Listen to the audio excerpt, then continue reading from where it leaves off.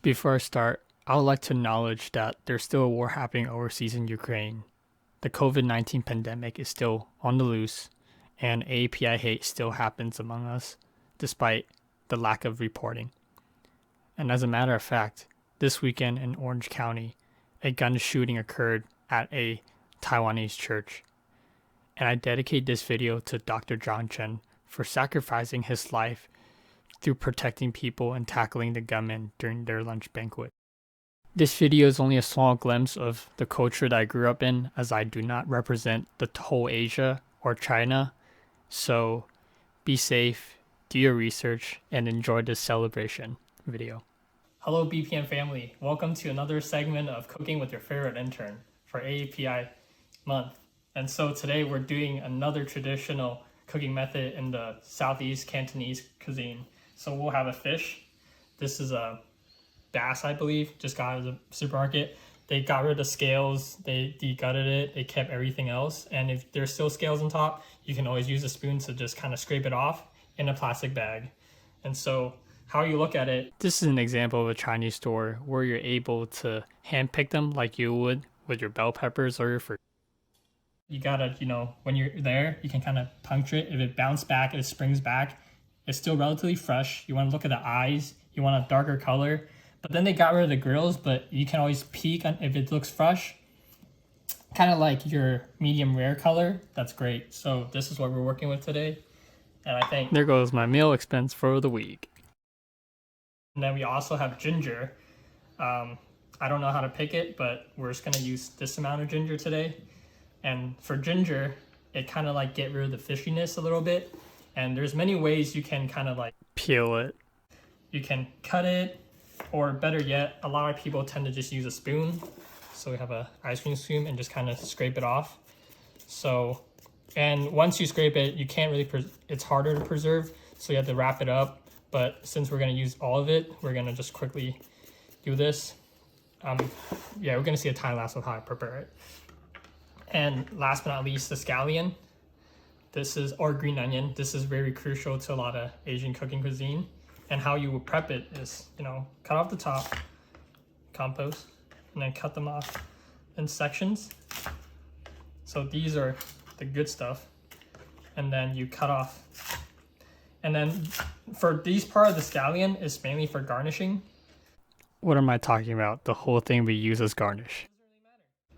And then, so how you prep this part, the stocky part, you just cut it in half and then spread it open and then just cut it off. Okay, I'm not good at this, obviously, but good enough. That was not good enough. And you do the same for other ones as you demonstrate in the time lapse. And this the part about steaming is too, you have to make sure the water is piping hot, and then for this size fish, probably take 10 to 12 minutes. If you're a picky eater, you can go with the belly button, where it's way more tender with a lot of omega-3. And if you like something a little bit less salty, you can just enjoy the back of it.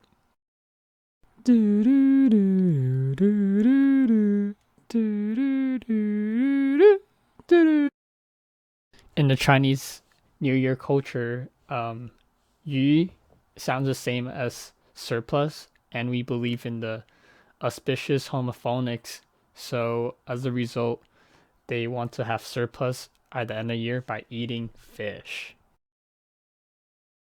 As I'm julienning the ginger and scallion, they weren't super thin, and you want to keep it a thinner consistency, and feel free to just use a way bigger spoon for ginger. Preparation's ready.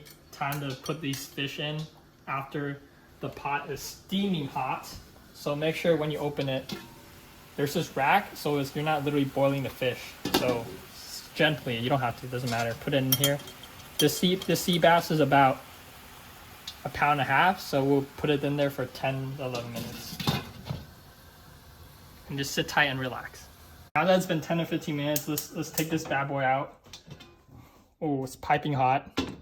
So you want to first clam it or stable, and then just pour out. This is scary.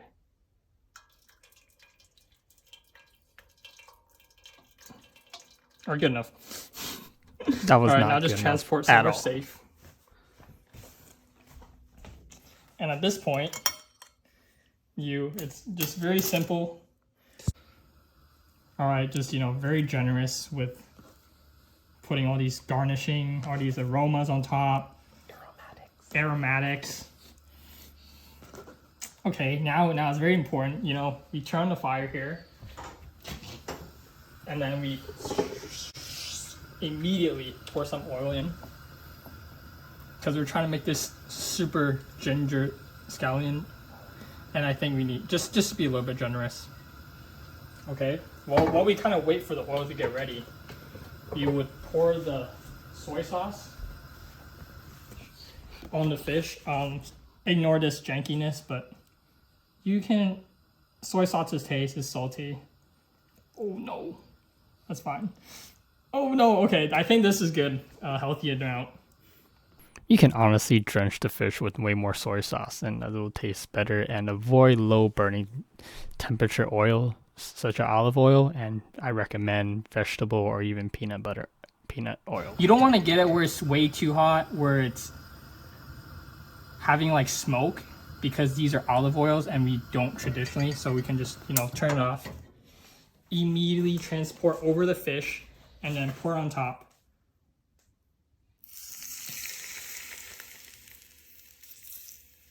Yeah, you want to hear that nice noise as it cooks all those scallion and ginger. And then here you are, ready to serve. All right, thank you. I hope you enjoyed your favorite day in the kitchen with your favorite intern.